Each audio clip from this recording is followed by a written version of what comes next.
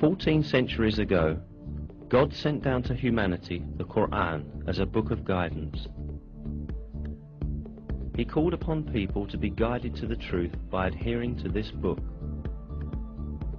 Since the day of its revelation to the day of resurrection, this last divine book will remain the sole guide for humanity.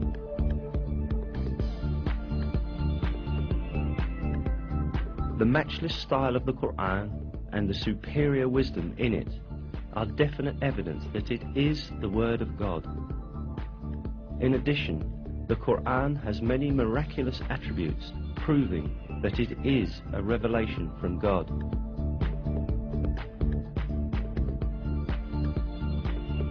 One of these attributes is the fact that a number of scientific truths that we have only been able to uncover by the technology of the 20th century were stated in the Qur'an 1,400 years ago. Of course, the Qur'an is not a book of science. However, many scientific facts that are expressed in an extremely concise and profound manner in its verses have only been discovered with the technology of the 20th century. These facts could not have been known at the time of the Qur'an's revelation, and this is still more proof that the Qur'an is the Word of God.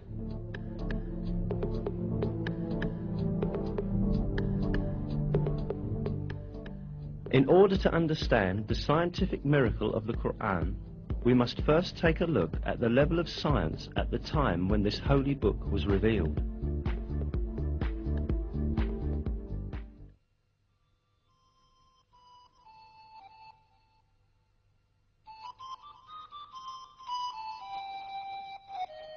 In the 7th century, when the Qur'an was revealed, Arab society had many superstitious and groundless beliefs where scientific issues were concerned. Lacking the technology to examine the universe and nature, these early Arabs believed in legends inherited from past generations.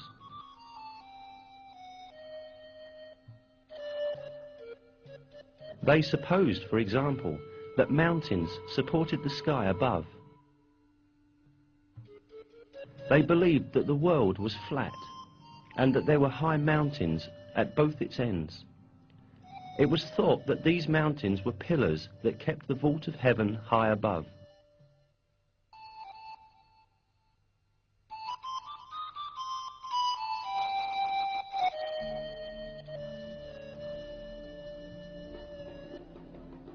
However, all these superstitious beliefs of Arab society were eliminated with the Qur'an.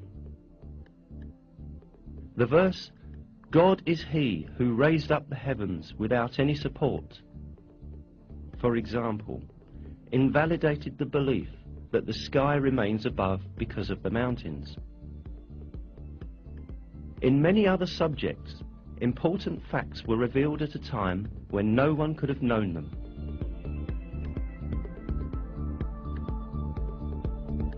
The Qur'an, which was revealed at a time when people knew very little about astronomy, physics, or biology, contains key facts on a variety of subjects such as the creation of the universe, the creation of the human being, the structure of the atmosphere, and the delicate balances that make life on Earth possible.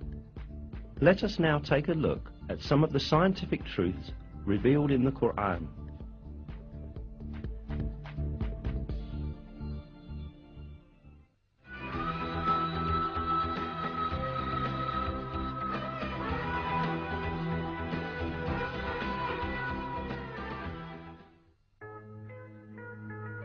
The origin of the universe is described in the Qur'an in the following verse.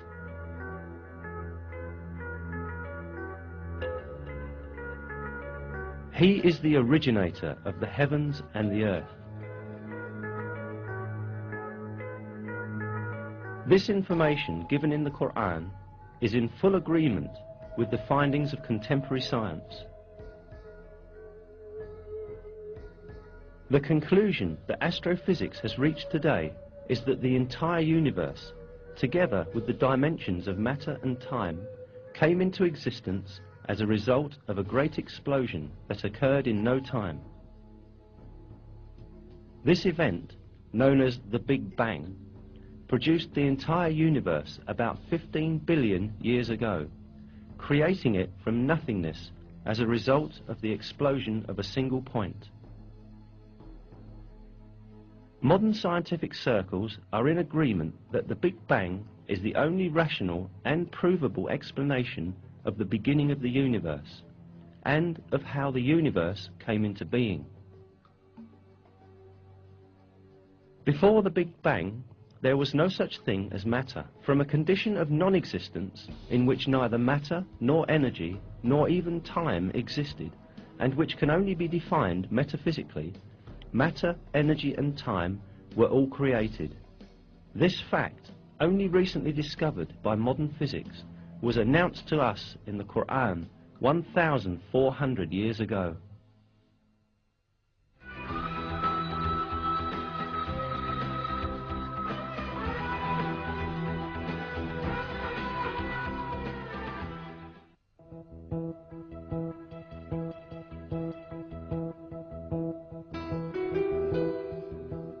In the Qur'an, which was revealed 14 centuries ago, at a time when the science of astronomy was still primitive, the expansion of the universe was described like this.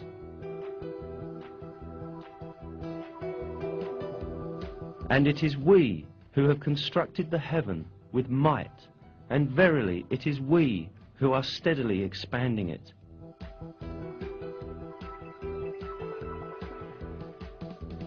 The word heaven, as stated in this verse, is used in various places in the Qur'an with the meaning of space and universe. Here again, the word is used with this meaning. In other words, in the Qur'an, it is communicated that the universe expands. And this is the very conclusion that science has reached today.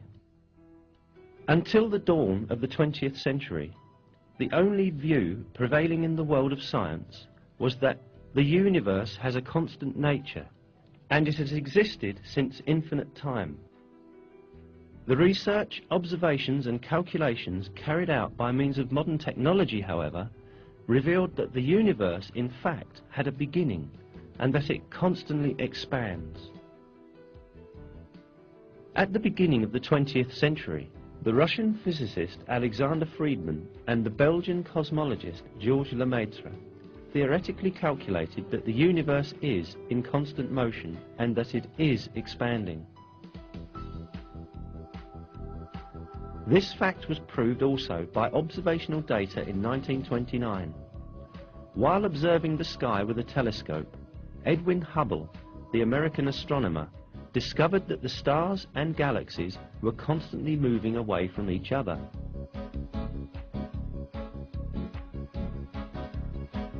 A universe where everything constantly moves away from each other implied a constantly expanding universe. The observations carried out in the following years verified that the universe constantly expands. This fact was explained in the Qur'an when it was yet unknown by anyone. This is because the Qur'an is the word of God, the Creator, and the ruler of the entire universe.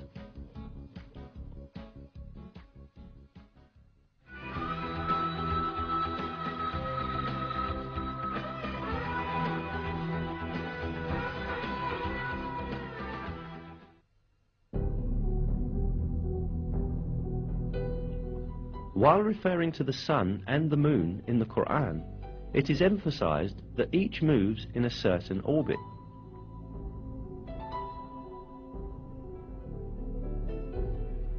It is He who created the night and the day, and the sun and the moon.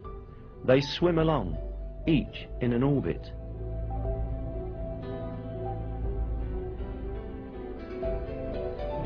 It is mentioned in another verse too, that the sun is not static, but moves in a certain orbit.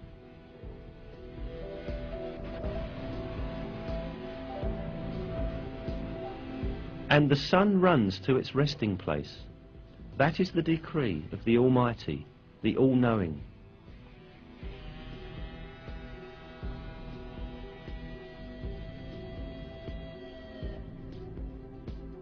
These facts, communicated in the Qur'an, have been discovered by astronomical observations in our age. According to the calculations of experts on astronomy, the Sun is travelling at the enormous speed of 720,000 kilometers an hour in the direction of the star Vega, in a particular orbit called the solar apex. This means that the Sun travels roughly 17,280,000 kilometers a day. Along with the Sun, all planets and satellites within the gravitational system of the Sun also travel the same distance. In addition, all the stars in the universe are in a similar planned motion. That the entire universe is full of paths and orbits such as this one is inscribed in the Qur'an as follows: by the sky full of paths and orbits.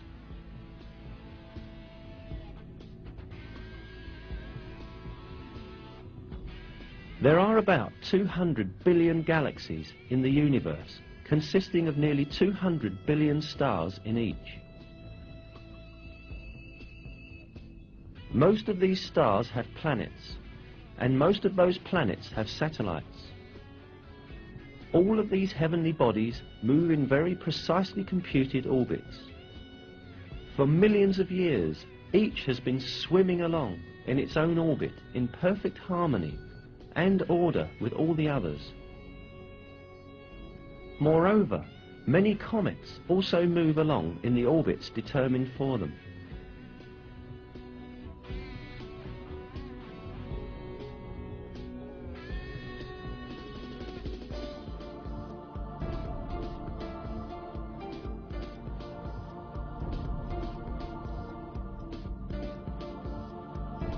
The orbits in the universe do not only belong to celestial bodies. The galaxies also travel at enormous speeds in computed, planned orbits. During these movements, none of these celestial bodies cut across another's path or collide with another.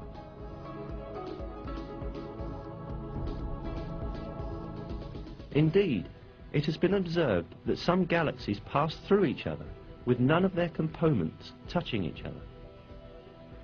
Surely, at the time the Qur'an was revealed, humankind did not possess today's telescopes or advanced observation technologies to observe space in a range of millions of kilometers, nor the modern knowledge of physics or astronomy.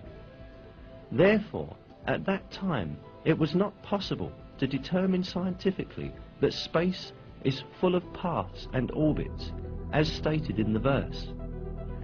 However, this was openly declared to us in the Qur'an that was revealed at that time, because the Qur'an is the Word of God.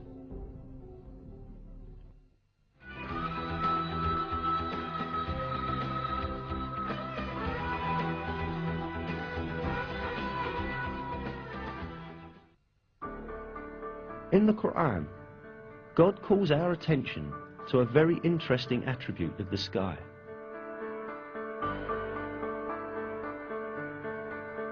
We made the sky a preserved and protected roof, yet still they turn away from our signs.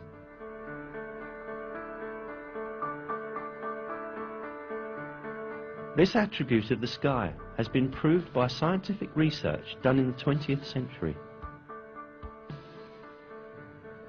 The atmosphere surrounding the Earth serves crucial functions for the continuity of life. While destroying many meteors, big and small, as they approach the Earth, it prevents them from falling to Earth and harming living things.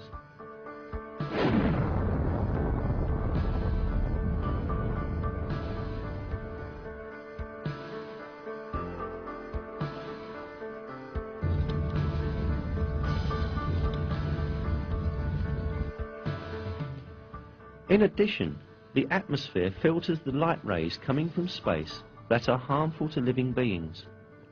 Interestingly, the atmosphere lets only harmless and useful rays, visible light, near ultraviolet light, and radio waves pass through. All of this radiation is vital for life. Near ultraviolet rays, which are only partially let in by the atmosphere, are very important for the photosynthesis of plants and for the survival of all living beings. The majority of the intensive ultraviolet rays emitted from the sun are filtered out by the ozone layer of the atmosphere, and only a limited and essential part of the ultraviolet spectrum reaches the Earth.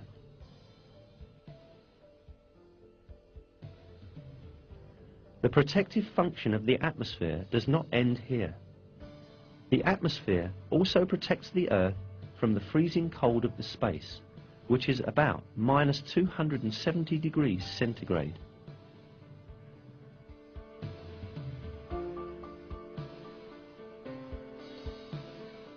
It is not only the atmosphere that protects the Earth from harmful effects. In addition to the atmosphere, the Van Allen belt, a layer caused by the magnetic field of the Earth, also serves as a shield against the harmful radiation that threatens our planet.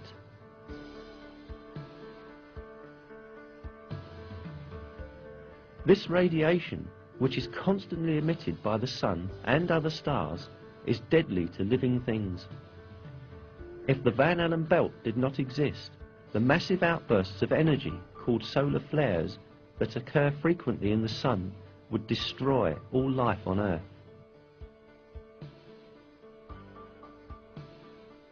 The energy transmitted in just one of these flashes detected in recent years was calculated to be the equivalent to 100 billion atomic bombs, similar to the one dropped on Hiroshima.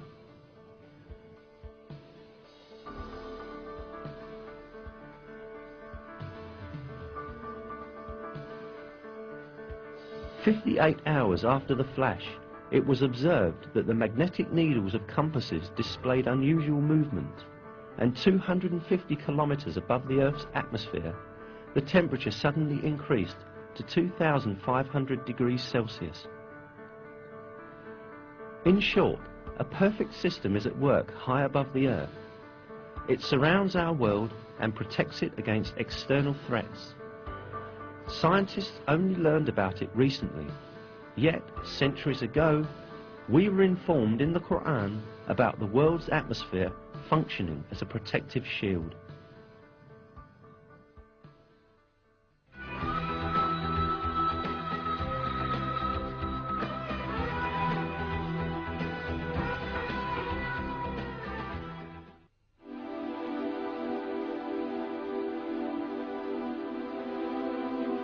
The 11th verse of Surat at-Tariq in the Qur'an refers to the returning function of the sky.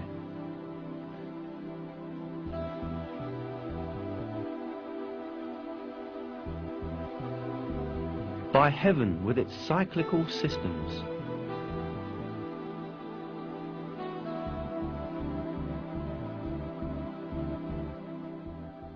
This word, interpreted as cyclical in Qur'an translations, also has meanings of sending back or returning. As known, the atmosphere surrounding the Earth consists of many layers. Each layer serves an important purpose for life's benefit. Research has revealed that these layers have the function of turning the materials or rays they are exposed to back into space or back down to Earth. Now let us examine with a few examples this recycling function of the layers encircling the Earth. The troposphere, 13 to 15 kilometers above the Earth, enables water vapor rising from the surface to be condensed and turned back down to the Earth as rain. The ozone layer, at an altitude of 25 kilometers, reflects harmful radiation and ultraviolet light coming from space and turns both back into space.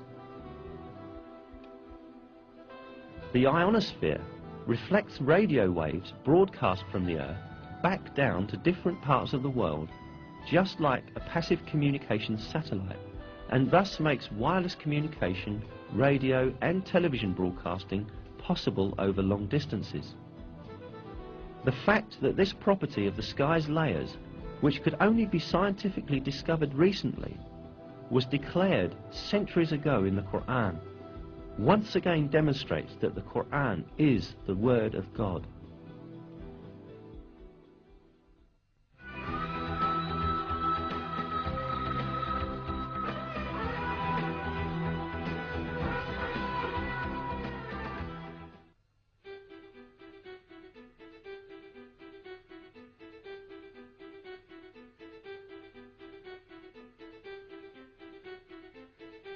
One fact about the universe revealed in the verses of the Qur'an is that the sky is made up of 7 layers. It is He who created everything on the earth for you, and then directed His attention up to heaven and arranged it into 7 regular heavens. He has knowledge of all things. Then He turned to heaven when it was smoke. In 2 days He determined them as 7 heavens, and revealed in every heaven its own mandate. The word heavens, which appears in many verses in the Qur'an, is used to refer to the sky of the earth as well as the entire universe. Given this meaning of the word, it is seen that the earth's sky, or the atmosphere, is made up of 7 layers. Indeed, today it is known that the world's atmosphere consists of different layers that lie on top of each other. Furthermore, it consists, just as is described in the Qur'an, exactly of 7 layers. In a scientific source, the subject is described as follows. Scientists have found that the atmosphere consists of several layers. The layers differ in such physical properties as pressure and the types of gases. The layer of the atmosphere closest to Earth is called the troposphere. It contains around 90% of the total mass of the atmosphere. The layer above the troposphere is called the stratosphere. The ozone layer is part of the stratosphere, where absorption of ultraviolet rays occurs. The layer above the stratosphere is called the mesosphere. The thermosphere lies above the mesosphere. The ionized gases form a layer within the thermosphere called the ionosphere.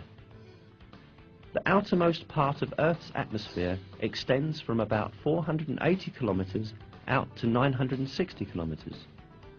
This part is called the exosphere.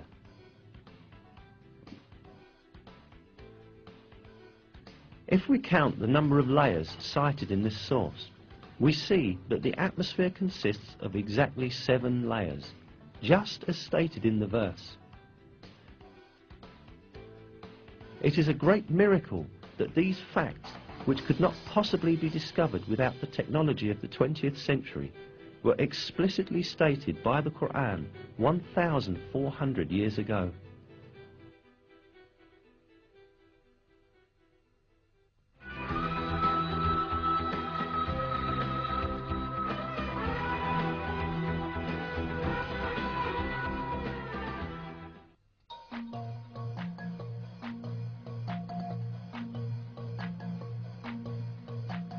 The Qur'an draws attention to a very important geological function of mountains.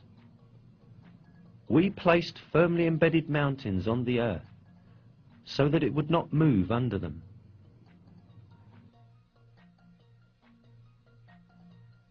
As noticed, it is stated in the verse that the mountains have the function of preventing shocks on the earth. This fact was not known by anyone at the time the Qur'an was revealed. It was in fact brought to light recently as a result of the findings of modern geology. According to these findings, mountains emerge as a result of the movements and collisions of massive plates forming the Earth's crust. When 2 plates collide, the stronger one slides under the other. The one on top bends and forms heights and mountains. The layer beneath proceeds under the ground and makes a deep extension downward. That means that mountains have a portion stretching downwards as large as their visible portion on the earth. In a scientific text, the structure of mountains is described as follows. Where continents are thicker, as in mountain ranges, the crust sinks deeper into the mantle. In a verse, this role of the mountains is pointed out through a comparison with pegs. Have we not made the earth as a bed, and the mountains its pegs?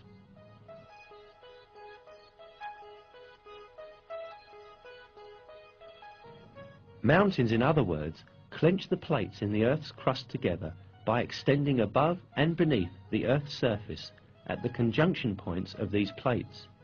In this way, they fix the earth's crust and prevent it from drifting over the magma stratum or among its plates. Briefly, we may liken mountains to nails that keep wood pieces together. This fixing function of the mountains is defined in scientific literature with the term isostasy. Isostasy means the following. Isostasy, general equilibrium in the Earth's crust, maintained by a yielding flow of rock material beneath the surface under gravitational stress.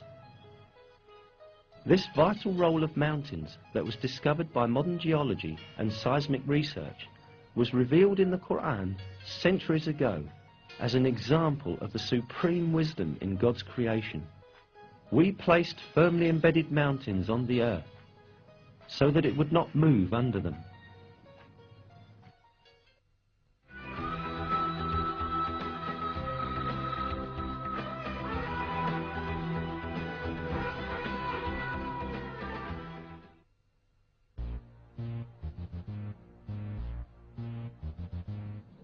In one of the verses, we are informed that the mountains are not motionless as they seem, but they are in constant motion.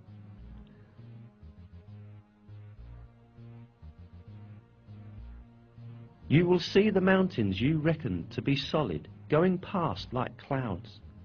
Such is the artistry of God, who disposes of all things in perfect order. Surely He is aware of what you do.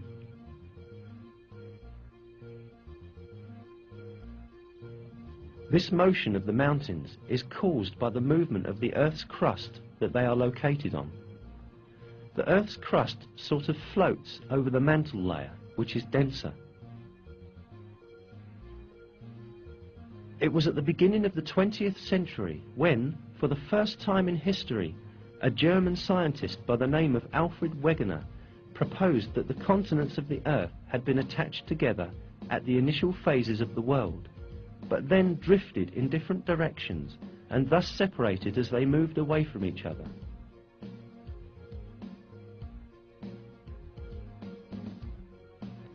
Geologists understood that Wegener was right only in the 1980s, 50 years after his death.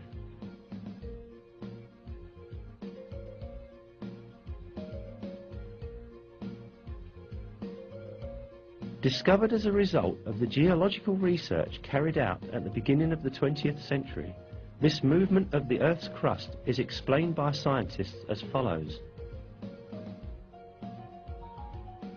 The crust and the uppermost part of the mantle, with a thickness of about 100 kilometers, are divided into segments called plates. There are 6 major plates and several small ones. According to the theory called plate tectonics, these plates move about on Earth, carrying continents and ocean floor with them. Continental motion has been measured at from 1 to 5 centimeters per year. As the plates continue to move about, this will produce a slow change in Earth's geography. Each year, for instance, the Atlantic Ocean becomes slightly wider. There is a very important point to be stated here. God has referred to the motion of mountains as a drifting action in the verse. Today, modern scientists also use the term continental drift for this motion. Unquestionably, it is one of the miracles of the Qur'an that this scientific fact, which has been recently discovered by science, was announced in the Qur'an.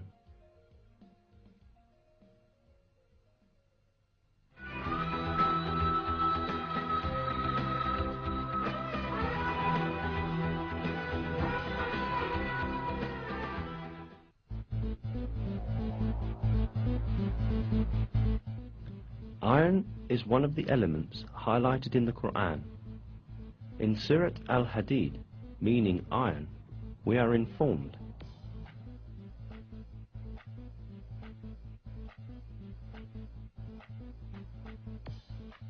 "And we sent down iron, in which there lies great force, and which it has many uses for mankind."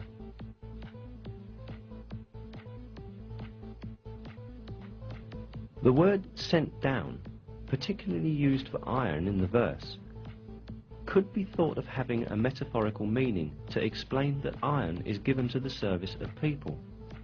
But when we take into consideration the literal meaning of the word, which is being physically sent down from the sky, we realize that this verse implies a very significant scientific miracle.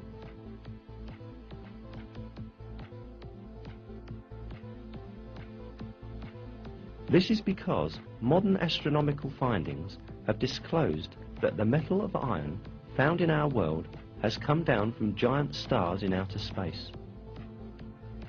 The heavy metals in the universe are produced in the nucleus of big stars.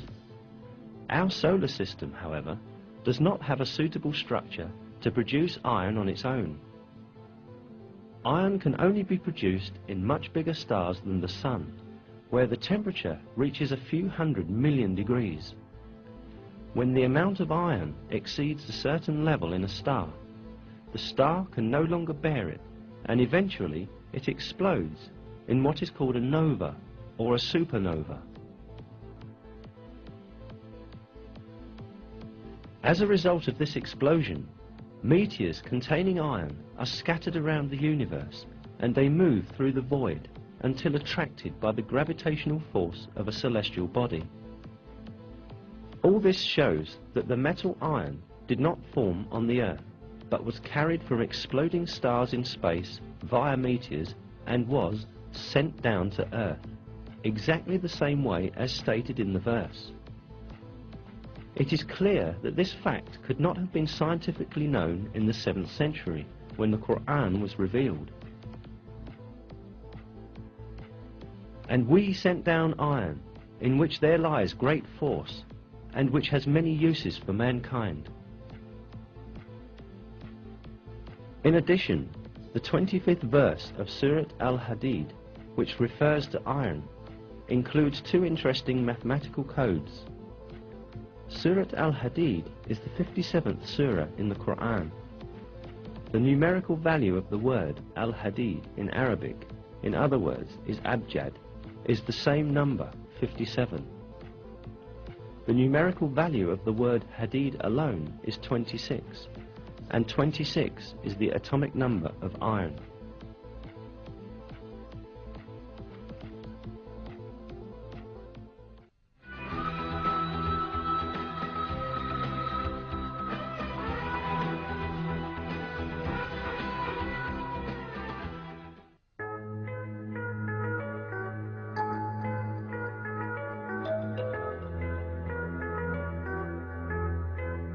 In a verse of the Qur'an, the fecundating characteristic of the winds and the formation of rain as a result are mentioned.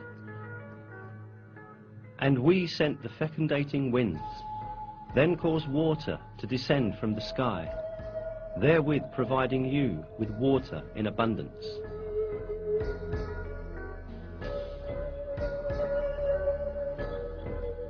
In this verse, it is pointed out that the first stage in the formation of rain is wind.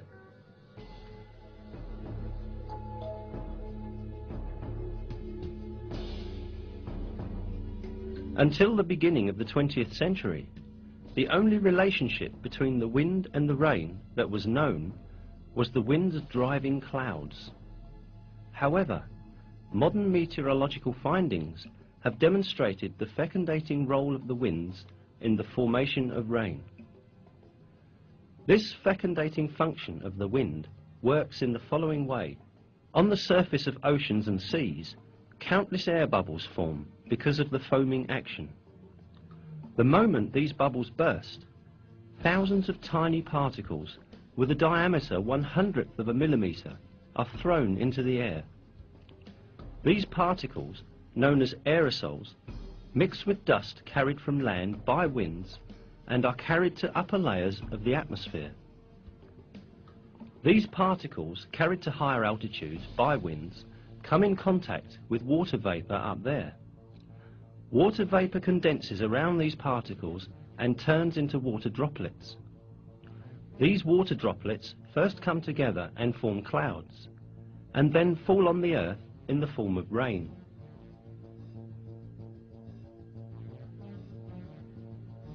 As seen, winds fecundate the water vapour floating in the air with the particles they carry from the sea, and eventually help the formation of rain clouds.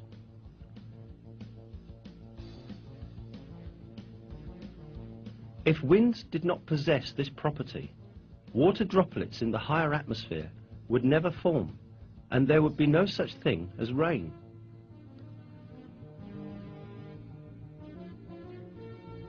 The most important point here is that this critical role of the winds in the formation of rain was stated centuries ago in a verse of the Qur'an, at a time when people knew almost very little about natural phenomena.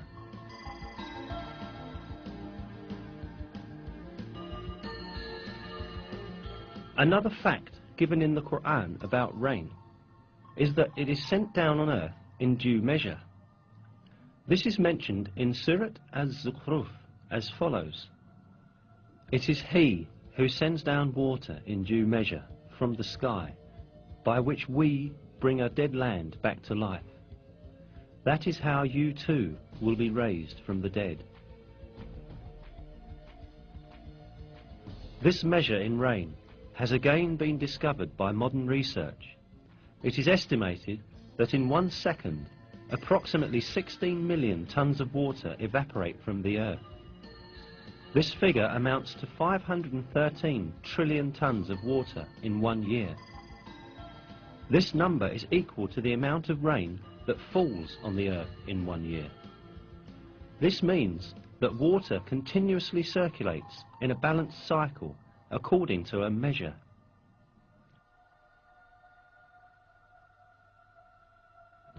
Life on Earth depends on this water cycle. Even if people had used all the technology in the world, they would not be able to produce this cycle artificially. Even a minor deviation in this amount would very soon give rise to a major ecological imbalance that would bring about the end of life on Earth. Yet, this never happens, and the rain keeps falling every year in exactly the same amount, just as is revealed in the Qur'an.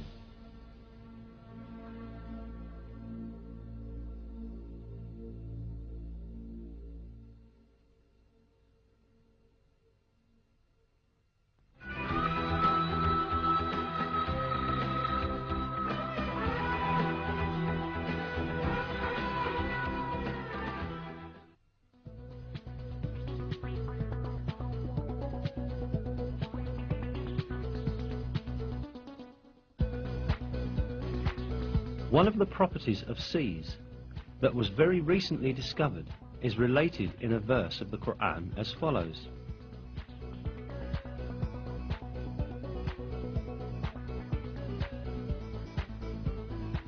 "He has let loose the two seas, converging together, with a barrier between them. They do not break through."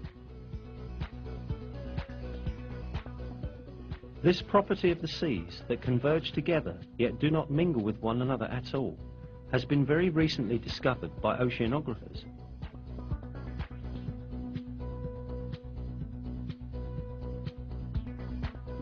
Because of a physical force called the surface tension, the waters of neighbouring seas do not mix. Caused by the difference in the density of the seas, surface tension prevents the seas from mingling with one another, just as if a thin wall were between them. The interesting side of it is that during a period when people had no knowledge of physics, surface tension, or oceanography. This was revealed in the Qur'an.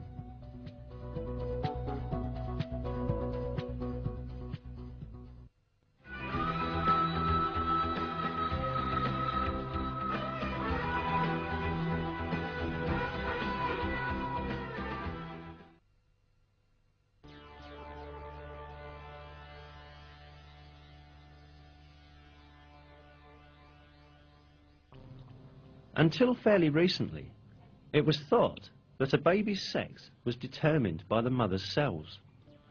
Or at least, it was believed that the sex was determined by the male and female cells together.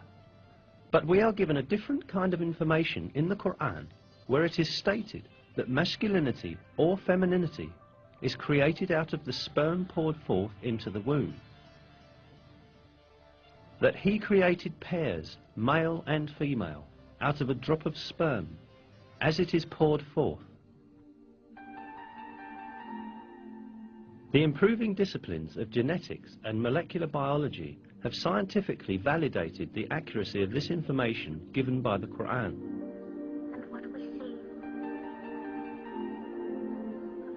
It is now understood that sex is determined by sperm cells coming from the male, and that the female has no role in this process. Chromosomes are the main elements in determining sex. 2 of the 46 chromosomes that determine the structure of a human being are identified as the sex chromosomes. These 2 chromosomes are called XY in males and XX in females because the shapes of the chromosomes resemble these letters. The Y chromosome carries the genes that code for masculinity, while the X chromosome carries the genes that code for femininity. Formation of a new human being begins with the cross combination of one of these chromosomes, which exist in males and females in pairs. In females, both components of the sex cell, which divides into 2 during ovulation, carry X chromosomes. The sex cell of a male, on the other hand, produces 2 different kinds of sperm, one that contains X chromosomes and the other Y chromosomes. If an X chromosome from the female unites with a sperm that contains an X chromosome, then the baby is female.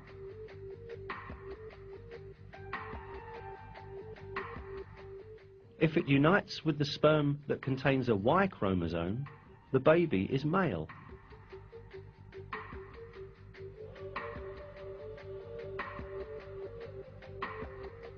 In other words, a baby's sex is determined by which chromosome from the male unites with the female's ovum.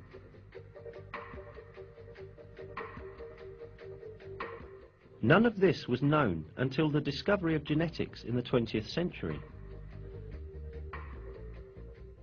Indeed, in many cultures, it was believed that a baby's sex was determined by the female's body. That was why women were blamed when they gave birth to girls. However, 13 centuries before human genes were discovered, the Qur'an revealed information that denies this superstition and referred to the origin of sex being not with women, but with the semen coming from men. If we keep on examining the facts announced to us in the Qur'an about the formation of people, we again encounter some very important scientific miracles.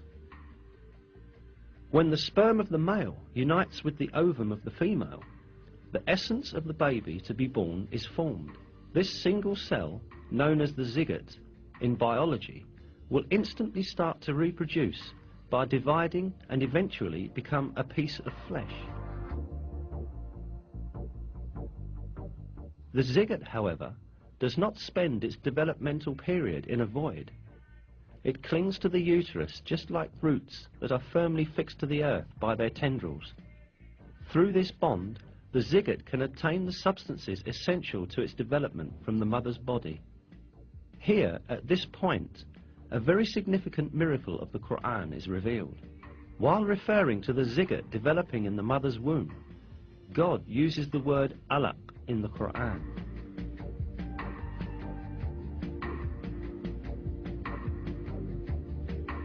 Recite, in the name of your Lord, who created man from alaq. Recite, and your Lord is the most generous.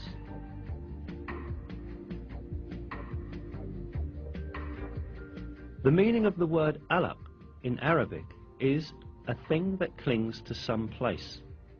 The word is literally used to describe leeches that cling to a body to suck blood. Certainly, it is not a coincidence that such an appropriate word is used for the zygote developing in the mother's womb. This proves once again that the Qur'an is a revelation from God, the Lord of all the worlds.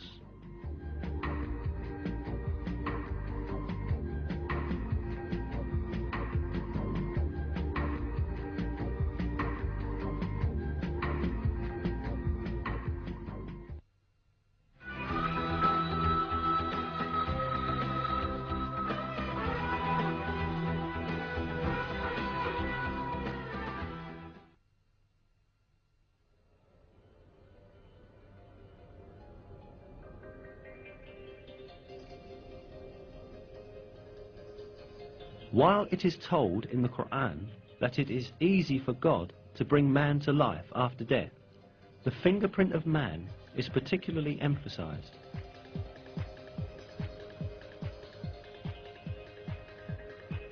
Yes, we are able to put together in perfect order the very tips of his fingers.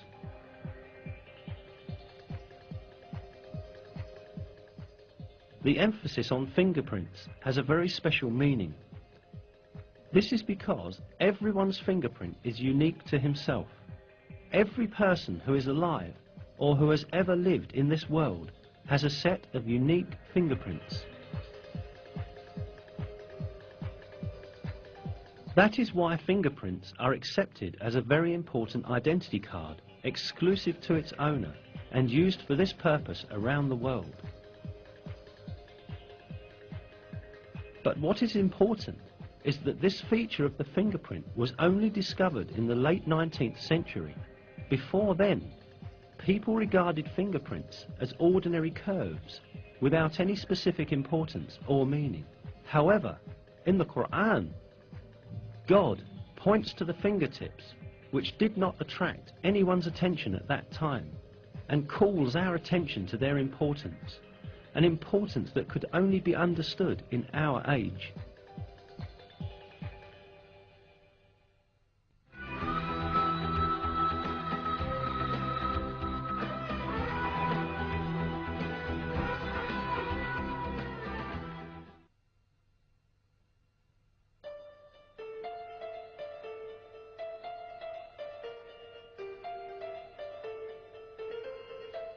Another important aspect of the information mentioned in the verses of the Qur'an is the developmental stages of a human in the mother's womb. It is stated in the verses that in the mother's womb, first the bones develop, and then the muscles form which wrap around these bones. We then formed the drop into a clot, and formed the clot into a lump, and formed the lump into bones, and clothed the bones in flesh, and then brought him into being as another creature. Blessed be God, the best of creators.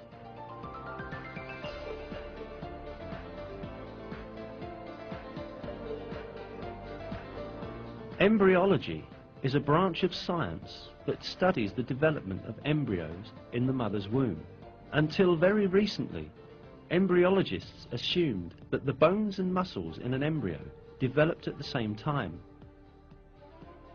For this reason, for a long time, some people claimed that these verses were in conflict with science. Yet, advanced microscopic research conducted by virtue of new technological developments has revealed that the revelation of the Qur'an is word by word correct. These examinations at the microscopic level showed that the development inside the mother's womb takes place in just the way it is described in the verses. First, the cartilage tissue of the embryo ossifies. Then, muscular cells that are selected from among the tissue around the bones come together and wrap around these bones. This event is described in a scientific publication with the following words. During the 7th week, the skeleton begins to spread throughout the body, and the bones take their familiar shapes. At the end of the 7th week, and during the 8th week, the muscles take their positions around the bone forms.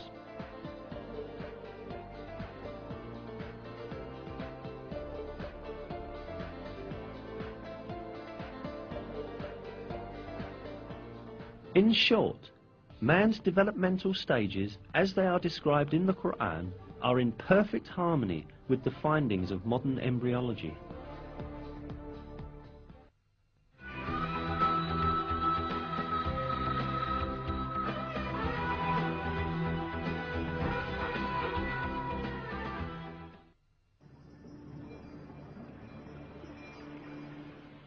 In the Qur'an, it is related that man is created in a 3-stage process in the mother's womb.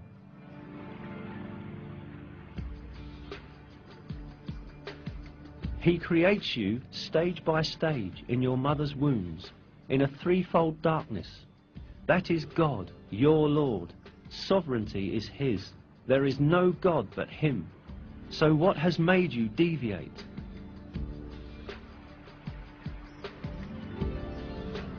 As will be understood, it is pointed out in this verse that a human being is created in the mother's womb in 3 distinct stages.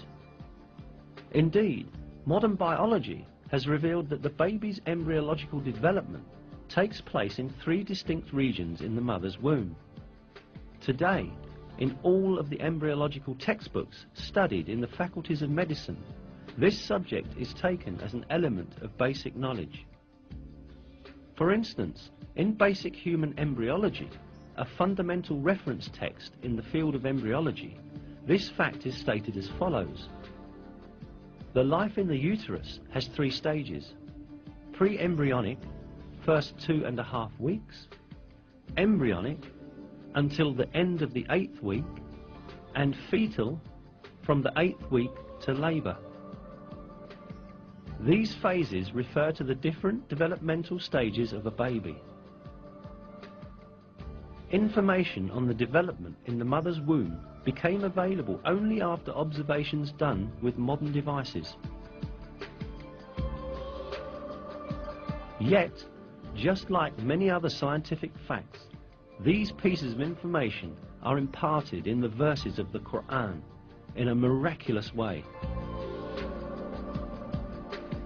The fact that such detailed and accurate information was given in the Qur'an at a time when people had scarce information on medical matters is clear evidence that the Qur'an is not the word of man, but the word of God.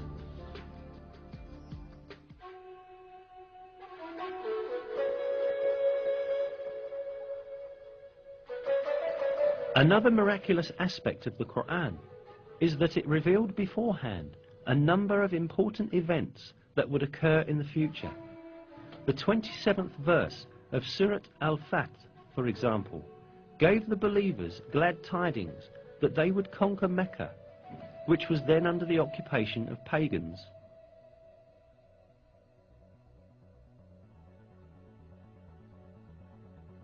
God has confirmed His messenger's vision with truth. You will enter the Masjid al-Haram in safety, God willing, shaving your heads and cutting your hair without any fear. He knew what you did not know and ordained, in place of this, an imminent victory.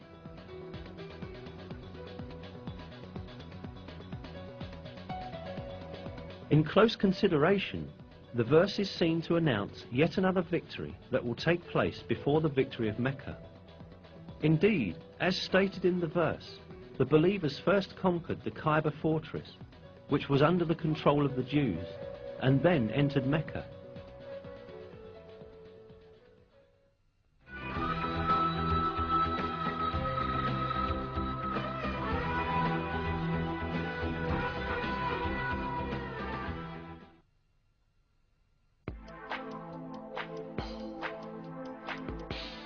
Another piece of news that the Qur'an gives about the future is found in the first verses of Surat Ar-Rum. In these verses, it is stated that the Byzantine Empire had met with a great defeat, but that it would soon gain victory.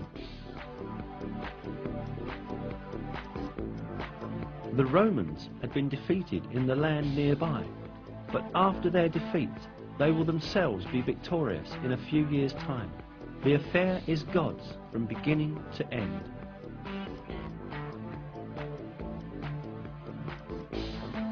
These verses were revealed around 620 CE, almost 7 years after the severe defeat of Christian Byzantium at the hands of the Persians, when the Byzantines lost Jerusalem.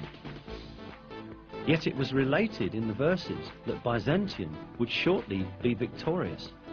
In fact, Byzantium had then suffered such heavy losses that it seemed impossible for it even to maintain its existence, let alone be victorious again. Not only the Persians, but also Avars, Slavs and Lombards posed serious threats to the Byzantine Empire. The Avars had come as far as the walls of Constantinople.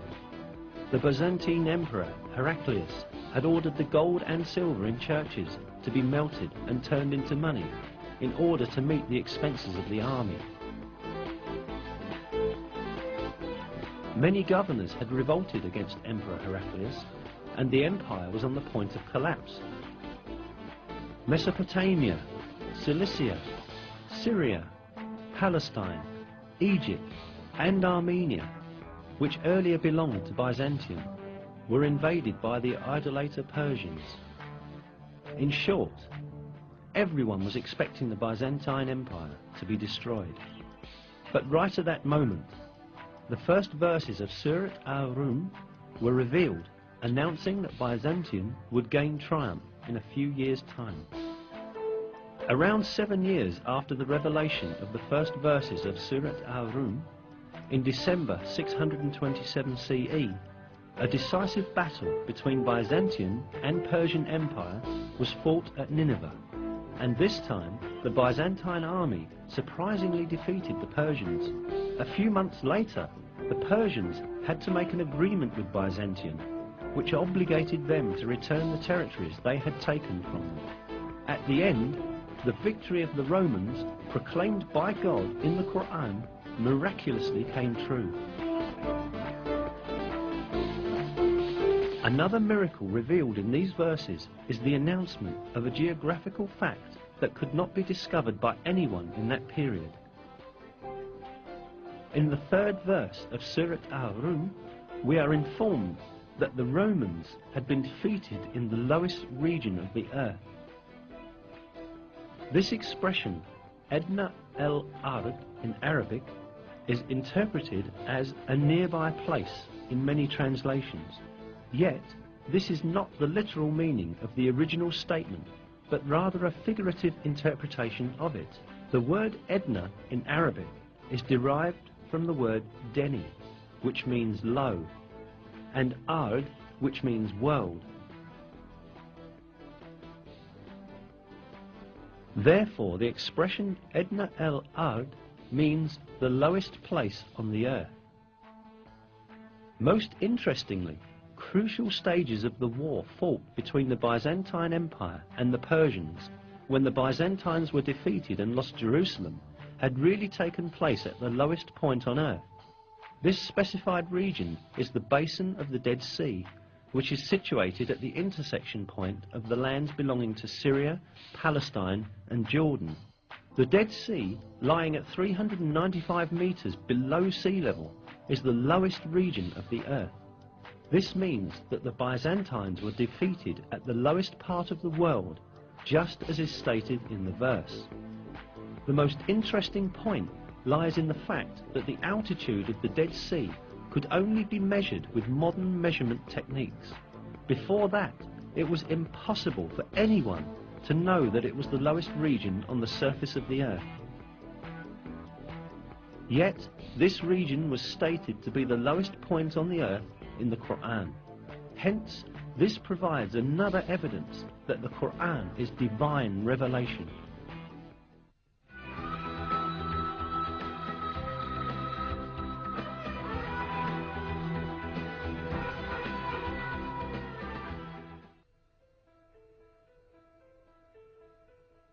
Apart from the miraculous characteristic of the Qur'an, which we have looked into so far, it also has a mathematical miracle.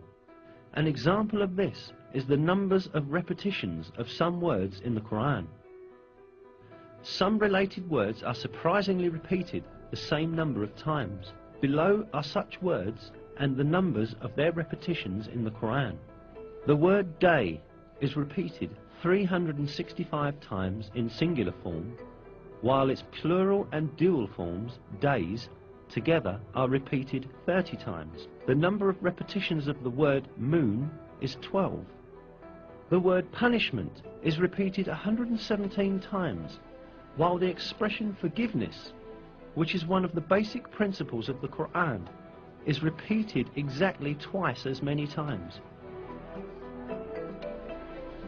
The number of times the words world and hereafter are repeated is also the same, 115.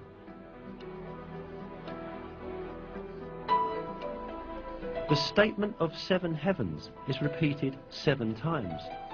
The creation of the heavens is also repeated 7 times. The word faith, iman, without genitive, is repeated 25 times throughout the Qur'an, as is also the word infidelity or covering over the truth, kufr.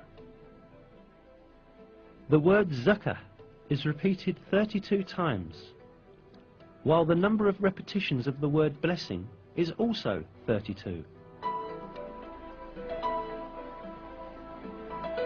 The expression the truly virtuous is used 6 times, but libertine is used half as much, i.e. 3 times.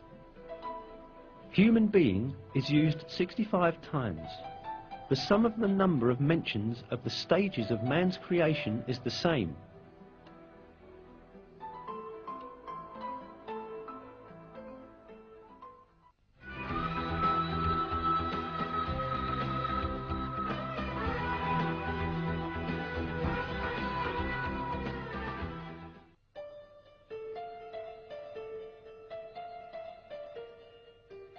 All that we have seen so far shows us an apparent fact. The Qur'an is such a book that all the news related in it has proved to be true, and facts that no one could ever have known at that time were announced in its verses. Certainly this provides clear evidence that the Qur'an is not the word of man. The Qur'an is the word of God, the originator of everything, and the Almighty, who encompasses everything with his knowledge. In a verse, God remarks on the Qur'an, if it had been from other than God, they would have found many inconsistencies in it.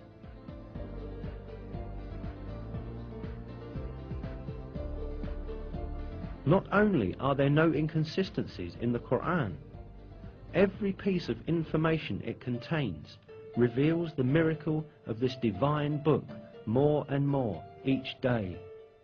What falls to man is to hold fast to this divine book revealed by God and receive it as his one and only guide. In one of the verses, God calls out to us, "And this is a book we have sent down and blessed, so follow it and have fear of God, so that hopefully you will gain mercy."